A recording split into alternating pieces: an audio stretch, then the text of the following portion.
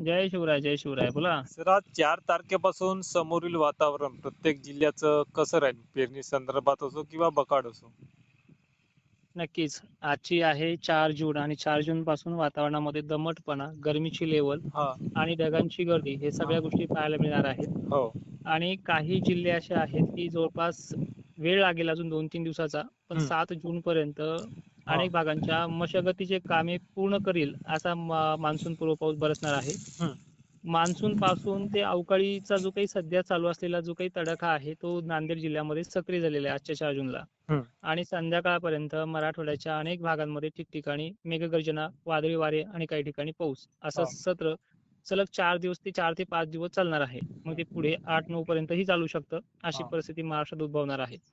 मान्सूनच्या गतीबद्दल बोललो तर मान्सून पूर्व पाऊस या दोन्हीचं कॉम्बिनेशन तुम्हाला समजून सांगण्याचा प्रयत्न करेल. हो. की सध्या मान्सून केरळ व्यापून तुम्हाला मी मागे पण म्हटलं की मान्सून केरळ व्यापायला वेळ लागणार नाहीये, पण हो. केरळ नंतर कर्नाटक मध्ये यायला वेळ लागणार नाही. हम्म. 6 ते 7 तारीख गेली तर कोकणामध्ये यायची आणि मुंबईपर्यंत जायची. हा. तर अवघ्या 24 तासाच्या आतमध्ये कर्नाटकचा निम्मा भाग व्यापून तो 2 दिवसामध्ये तो तळ कोकणातही पोहोचेल. गोवा वगैरे घ्यायला त्याला अवघ्या 24 तास किंवा 48 तासाचा कालावधी लागेल. हा.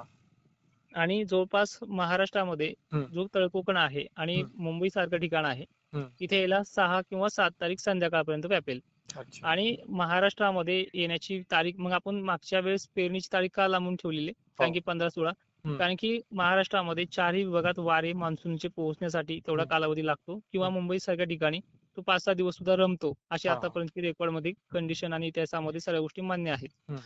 तर त्यानंतरच 15-16 नंतरच पेरणीचा आपण तारखा दिलेल्या आहेत आणि त्या तारखा अजूनही त्यानंतर ओल किंवा त्याचा पाहूनच विचार करून सांगायचा आहे. आता हे झालं मान्सून बाबत. पण महाराष्ट्रामध्ये सध्याच्या काळामध्ये बघितलं दमट वातावरण, ढगांची गर्दी हे वाढत जाईल. आज थोडं एक टप्प्याने, उद्या काही प्रमाणामध्ये, पण 6, 7 आणि 8च्या दरम्यान पाऊस वाढणार आहे. त्यामध्ये प्रमुख जिल्हे आहेत दक्षिण महाराष्ट्राचे एकंदरीत 4 ते 5 जिल्हे कोल्हापूर, सांगली, सोलापूर, पंढरपूर परिसर, पुणे परिसर. अहिल्यानगरचाही समावेश आहे आणि नाशिकचा सुद्धा समावेश आहे. छत्रपती संभाजीनगर काही प्रमाणात कमी आहे. पण धाराशिव पासून खालचा जो काही बीड भाग आहे, परभणी, लातूर परिसर आहे, जालन्याचाही समावेश भरभक्कम पावसाच्या बाबतीत चांगला आहे. 6 आणि 7 तारीख. आज उद्या मात्र काही ठिकाणी होणार आहे. आजपासून सुरुवात होते पण पुढे पुढे चालून तो वाढतोय.